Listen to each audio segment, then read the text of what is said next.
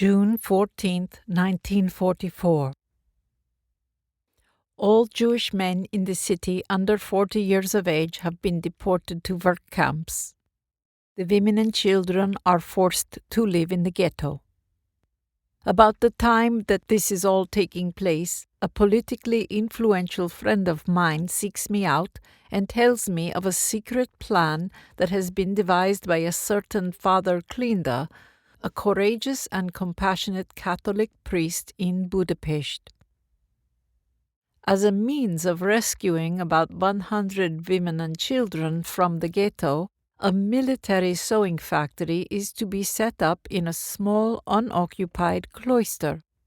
This operation is to take place under the protection of the apostolic nunciature and certain high-ranking officers in the war ministry whose names are, of course, to be kept absolutely confidential. The women working there would thus be under the double patronage of the nunciature and the war ministry, which is responsible for the uninterrupted production of war materials. If the plan is to work, a volunteer commander will have to be found who is capable of both organizing the work of the factory in a productive manner and also demonstrating military discipline to the outside. My friend has come to ask me to take on this task. Just as I am replying to him that I don't have the slightest clue of how an industrial production line should function and even less of an idea of military discipline, it suddenly strikes me that this scheme might be just the way to save Hanna and Lele from the ghetto. And so I declare myself ready to take on the role of commander of this secret operation on the condition that Hanna and Lele be added to the already completed list of women who are to participate. A short time later, I find myself inspecting Cloister Catalin in the villa quarter of Buda. It stands in the center of a large garden not far from the Janoszegi forest. However, the house itself, formerly a villa, is rather small and already bursting at the seams with women and children. Mattresses, cots, and whatever the inhabitants have been able to save of their possessions are piled everywhere, from cellar to the attic. As if that weren't enough, more and more new refugees are arriving to squeeze themselves into the last tiny cracks of space. This tragic, totally disorganized mass accumulation threatens to endanger the entire operation, whose key to success will be keeping secret the fact that these women are of Jewish origin. The vital importance of providing at least the appearance of a well-organized military sewing factory is obvious to me. During my inspection rounds, the women observed me with fear and mistrust because, as I later learned, a rumor had been circulating that a strict and uncompromising commander had been appointed by the war ministry. I have to seriously ask myself if there is even a possibility of bringing any semblance of order and discipline to this unbelievable chaos, and to make assembly line workers of these women, most of whom who have never worked in an organized fashion. I decide to take advantage of their fear of the evil commander and to introduce at least a provisional structure of order. A wooden shed stands in the garden, and I select this to be my office. I notified the war ministry of my acceptance of the post, and, as the daughter of a former high-ranking military officer, I am judged to be trustworthy. My official appointment as voluntary commander follows almost immediately.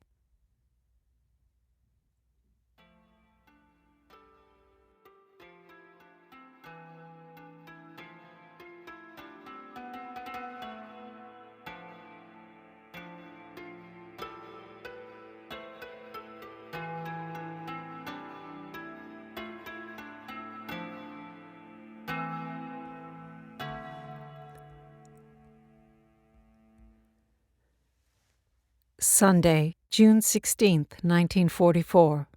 Number 58, Dialogue. This is the last dialogue in the apartment of Hanna's parents. In a few days, Hanna and Lily will begin working in the military sewing factory. In Budapest, we had celebrated the June festival, the period between Hanna's birthday, the 14th of June, and mine on the 21st. This year, there is no question of such a sun festival. However, we are solemnly greeted by an announcement of the new sun.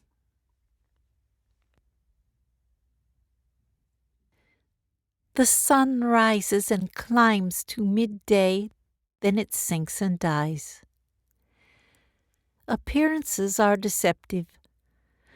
Motionless is the sun, and motionless is the giver. The giver only appears to move, its rays all penetrating.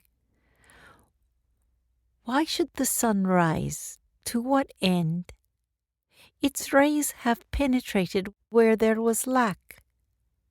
Motionless is the giver. The giver simply gives. The sun is master of a universe. This universe and the sun in its center are but images. They move in a still greater circle, but in truth, there is neither great nor small, for the smallest giver is as great as the sun, and as great as the eternal giver, through giving.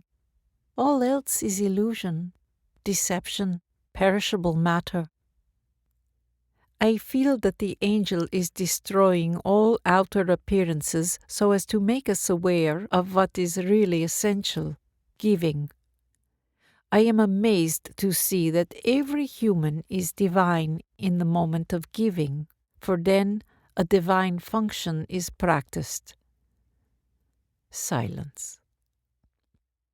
If you ask for our word, we can give it. That is our deliverance. When we ask for your hand, you too can give it.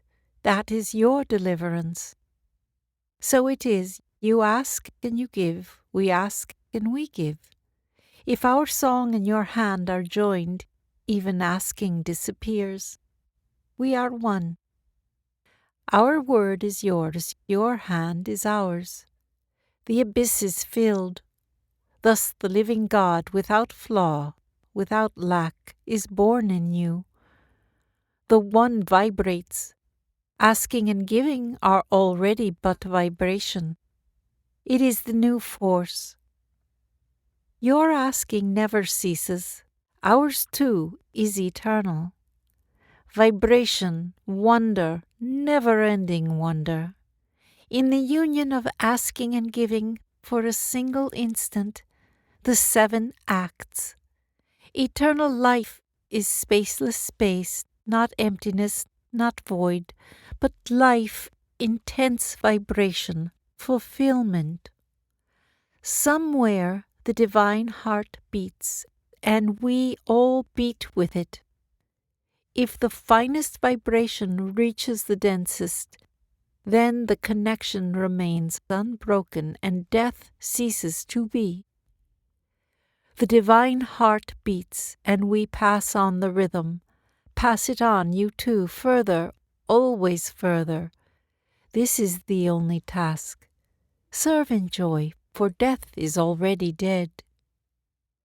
If your heart is weak, its vibration is still untuned.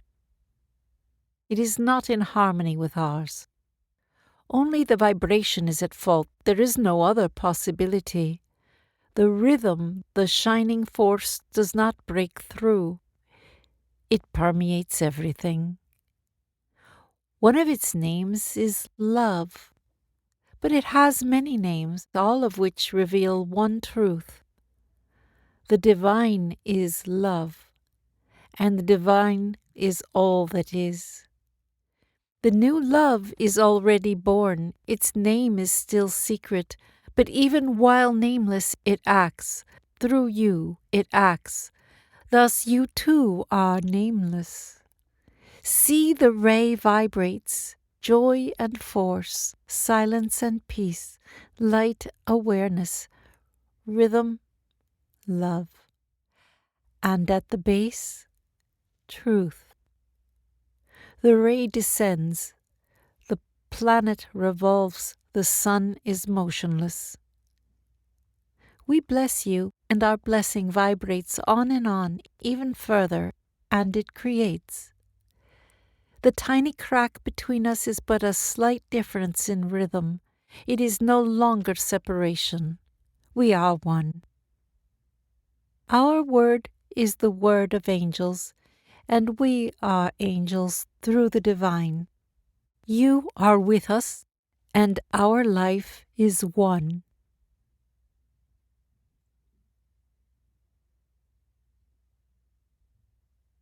Two urgent problems are facing me.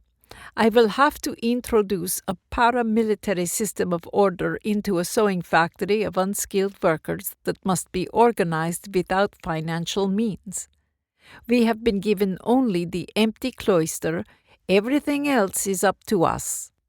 Soon the balls of textile will be arriving, and all too soon we will be expected to deliver finished soldiers' shirts. Only then will we be authorized to have military protection.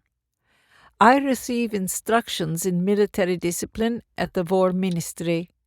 A few days later, when Hanna and Lele arrive at the sewing factory, they are more than a little amazed to see me standing at the top of a large main entrance stairway giving orders of the day to the assembled workers who are standing in rows before me.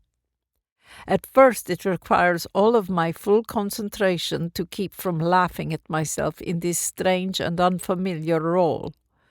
However, the gravity of the situation quickly silences my urge to laugh.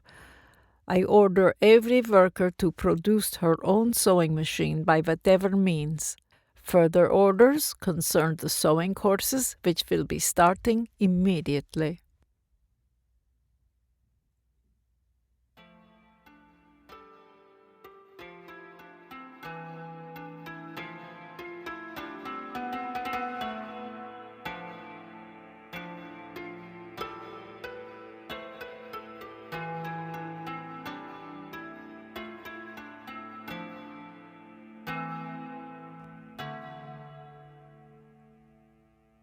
Wednesday, June 21st, 1944. Number 59, Dialogue. Today is the summer solstice, my birthday. The three of us meet at noon in the wooden barracks of the commanding officer in the garden. No one else dares to approach my headquarters.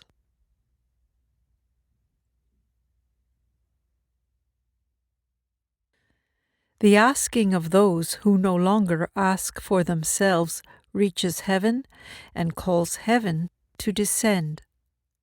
Thus the new earth heaven is able to come. And the earth is elevated, raised ever so slightly. This slightly is enough. The earth leaves its course and enters a new orbit. The 7 outstretched arms of 7 forces are raised, embracing the new circle. Those who ask for themselves swallow the rays.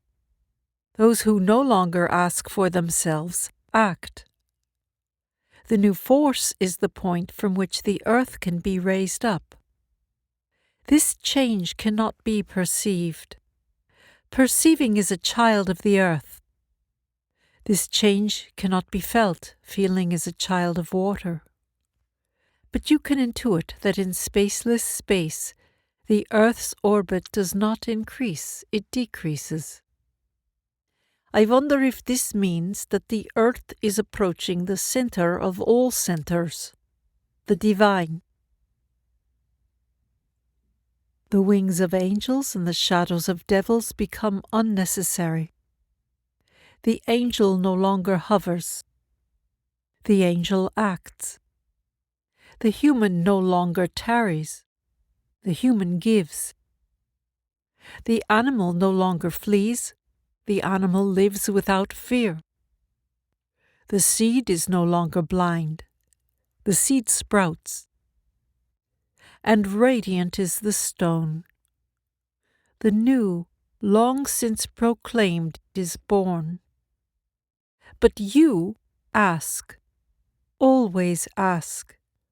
Your asking creates both here above and there below. Now the new sound vibrates. Now the new sun rises. Just now when the old sun is at its zenith. Now everything begins. The sun is motionless, but the earth flies and finds its new sun. Thus it is.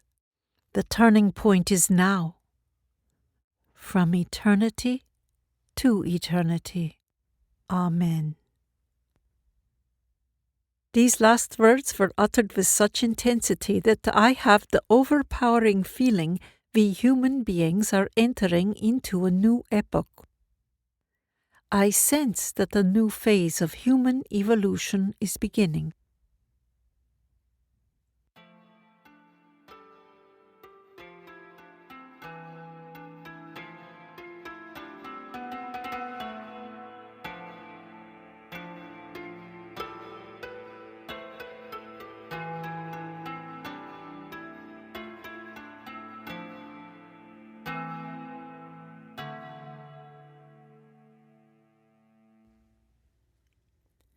Wednesday, June 21st, 1944. Number 60, fragment. Later that same night, we are all in the wooden shed headquarters of the commander, unable to sleep. Suddenly, Hanna feels the presence of the angels. Taken completely by surprise, I'm unfortunately unable to record most of the dialogue.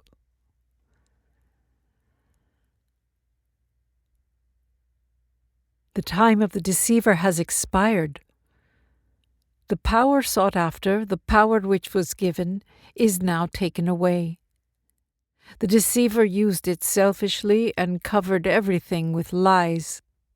But now all that was kept secret is loudly proclaimed, and the power is taken away. Deception is dead, its days are numbered. The divine says, "Enough." The end is also a beginning. From devils there will again be angels. Take heed. All that was proclaimed occurs inside of you, within. Within. Ask always. Give always. And then no harm will occur. Everything is completed and everything begins anew. The act is born. The sewing machines arrive, and the sewing courses begin. With her exceptional talent for organizing, Hanna trains some of the more skilled women to become supervisors, and they, in turn, inaugurate the others into the ways and means of industrial production. The team of supervisors later come to be known as the Jolly Jokers. After work, Hanna, Lily, and I meet in my headquarters in the garden. The fear and respect which everyone else has before the commander allows us to meet with the angels undisturbed in the peaceful tranquility of the night.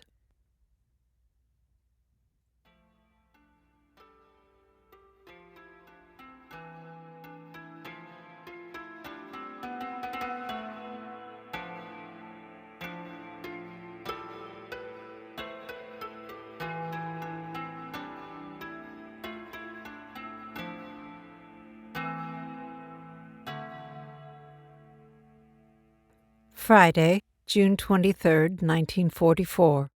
Number 61, Dialogue.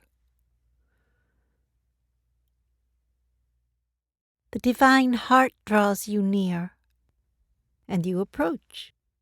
Behold, you may go no closer, for already the divine heart embraces you. Beware, you may not dwell within the divine heart. The new love, the new heartbeat is different, completely different from what has been. It is continuous giving, continuous pulsing, dissemination. One divine heart is an instant. One divine heartbeat is an aeon of time. Each heartbeat is a turning point in eternity. The new love is blood red. It is a wondrous force. Milk for the new child. Only those coming from the divine heart are able to give. A new rhythm creates new worlds. New organs grow according to new plans. The world is renewed. It brightens. It widens. The greatest gift given us by the divine is that we may give. In this way we become. Indeed, we are part of U. The great law there below is to give. Every grass gives fruit. Every creature gives. This is the law. They are all compelled to give, but we are free. We give freely. The act is free, not, however, the will. The moment of deliverance draws near. Above the will, freely giving. No longer action and reaction, no longer reward and punishment, no longer knife and caressing.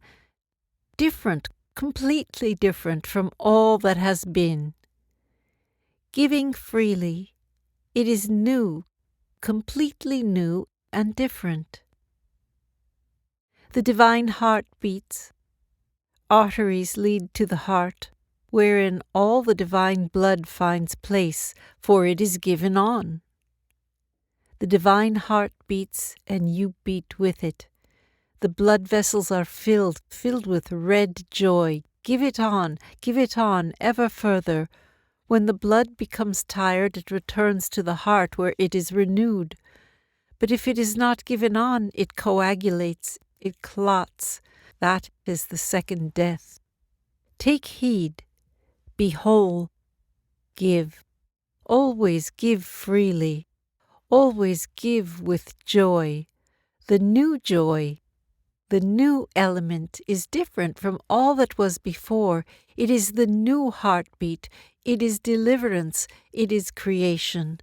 The one who lives this, lives. You live. Then we can live one life. Fear nothing. The one who truly lives acts. It is practically impossible to establish a somewhat normal system of production in the sewing factory. Far too many of the women are simply useless as seamstresses, and even more are just plain irresponsible.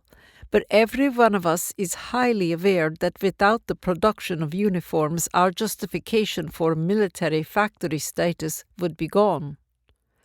To our utter horror, an inspection is announced for the near future. The piles of ruined army shirts multiply by the day. The jolly jokers, those women capable of jumping in at any point, are forced to work feverishly day and night, repairing the damage done by their less skilled colleagues. I apply for an extension of the delivery date for the uniforms, and I appeal to an officer in the War Ministry who is aware of the true reason for our existence. Very few of the officers are actually in the know about us. To be caught assisting in the protection of Jews would result in the immediate end of a military career.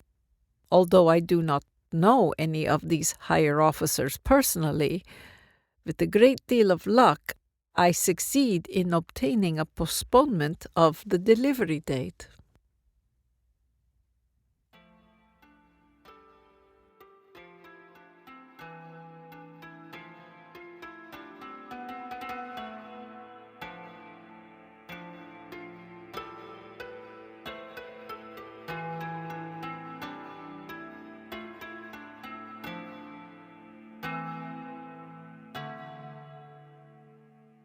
Thursday, June 29th, 1944.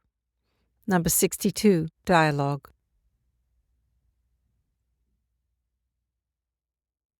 Only what is more than the old is act. Your love is still an inclination, still a form of separation between us. The new being no longer loves in the old way. The new being is capable of more. Without taking, without giving, it acts. It is already possible. To be active is not to act. The animal feels, it wants, and it is active. Humans imagining themselves to already be human fancy themselves no longer being blind. After all, knowledge enables discrimination between good and evil. But knowledge is the unripe fruit of the old tree. The child plucked it before its time. Now the fruit has ripened. Now you may eat it. For the wise, knowledge is but a means, nothing else. Feeling, willing, and doing are not free. Only the act is free. The free act penetrates everywhere. For the free act, there is no dam and no wall. The free act permeates everywhere. The living gains new life, and the lifeless crumbles to dust, for the act acts. The act does not destroy nor build. The act does not make ugly nor beautiful. The act acts. At first I am confused by this apparent contradiction between acting and non-acting. Then I grasp that the act originates beyond time and space, while acting, realizing itself in time and space. All is revealed. All becomes what it is meant to be and not what it pretends to be. The facade of the lie disintegrates, for the new vibration acts. Divine gift. The old worm-eaten cross decays, and with it decays the crucified body. But a new body is born, and it grows. Light streams everywhere. The new being, the being of light, spreads its arms open wide, and the cross too becomes light. Its 4 arms are the holy 4, with the heart of light in the middle. Fulfillment. The angels told us that life can be redeemed only through the new act, by uniting the 7 levels of life in the middle, in the holy 4. Now all of the symbols and images seem to point to the same goal, each in a different way. No need for nails or the crown of thorns. No need for torments or the horrors of war. None of these are needed anymore. The light opens its arms and waits. It closes into its heart, and yet all are free. In the heart of light there is no lock, no binding sentiment, no sluggish passivity, no ambitious striving. There is not even a way or an abyss. The heart of light embraces everything and radiates everywhere. It acts, for the divine gives power over the living and the dead, that they, chosen, may act freely. We cannot act. We can only be the wordless word. But if the word and the hand are one, then everything is possible. And the heralded realm can become reality, the realm whose foundations have been laid since the beginning of time.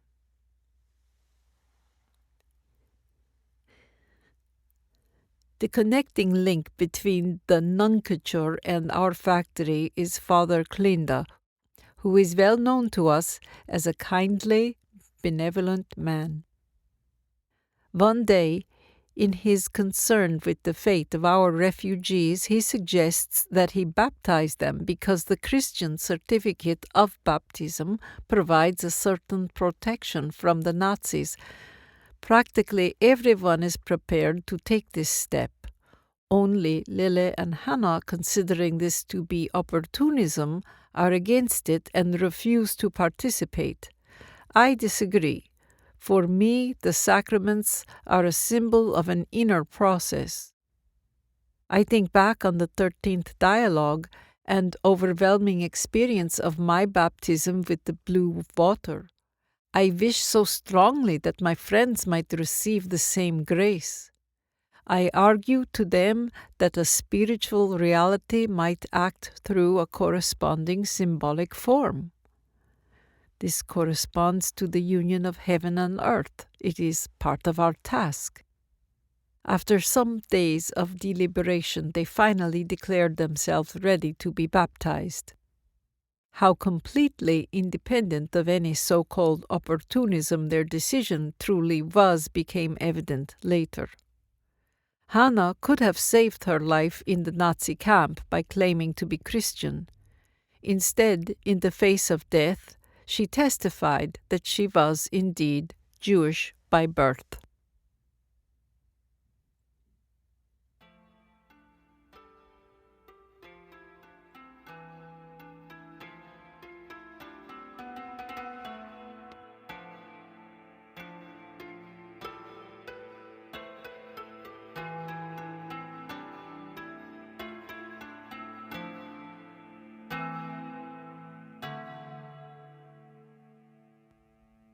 Sunday, July 2nd, 1944. Number 63. Dialogue. Morning. The seventh word is neither sound nor light.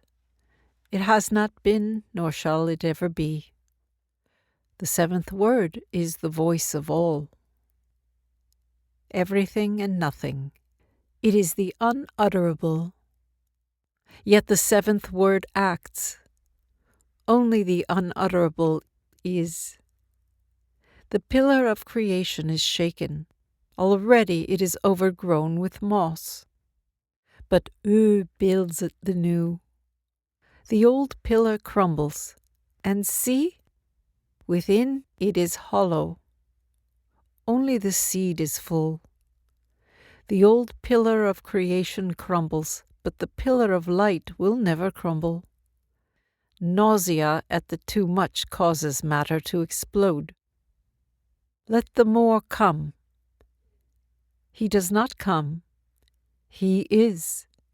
He is the seventh. Everything is filled with blinding light. It is impossible for you to hide from it, for the new light permeates everywhere. There is no place to hide, but there is also no reason to hide. Purify yourselves while it is still possible. The souls of those who do not are paralyzed by the cold. Choose. The blue light dawns. I am immediately reminded of my question about the fascinating blue light which remained unanswered in the 12th dialogue. The blue light is already the 6th. The yellow sun beside it is but a flickering tallow candle by comparison. And then the white appears. In the white light, the 7 colors flow together and space comes to an end.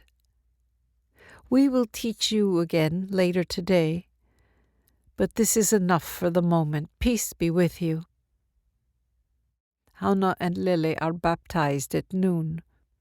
Late in the afternoon, we wait in the wooden shed for the continuation of our dialogue with the angels. Nothing may be left out. Only the more acts. Fire absorbs water. Baptism by water releases when comes the baptism of fire that links to the divine. Nothing may be left out. There are 7 baptisms. 7 solutions, 7 deliverances. They are not merely form, they are essence. Listen carefully. The Son of God on the wooden cross, beginning and end, earth and heaven. The first baptism, connection of 1 and 7.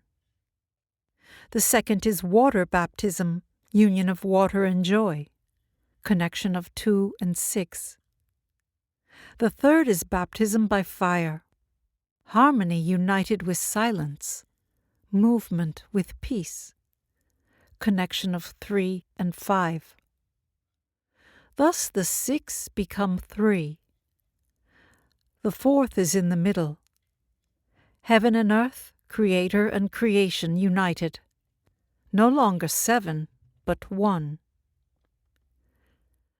The small circle now closes, from here and from the beyond. The 2 hands already reach one another, and there is no longer space between them. Spirit and matter are united. Silence. He too chose baptism. He knew that to go on would be possible only in this way, and he knew that all would follow in his footsteps. Churches are mortal. Baptism by water is immortal. Matter is delivered by water. Water is delivered by fire. The seed of light delivers the 6. Churches live or die, form. But the house of the divine is all, the whole. Churches are only a small part of the whole. The Good Shepherd has many flocks. In one house the blind dwell contentedly, in another house those who seek are weeping. In a third house dwell those who have ears but do not hear. One shepherd, many flocks. Time destroys old houses and builds up new ones. The only house for you to live in is no longer a house, no longer a whitewashed facade. Ready to welcome all since eternity is the divine heart, the heart of light, the middle, the seed, the only dwelling. My dear ones, from now on you may dwell only there. Thus can act, for your hand is ready. It is no longer a part, it is whole.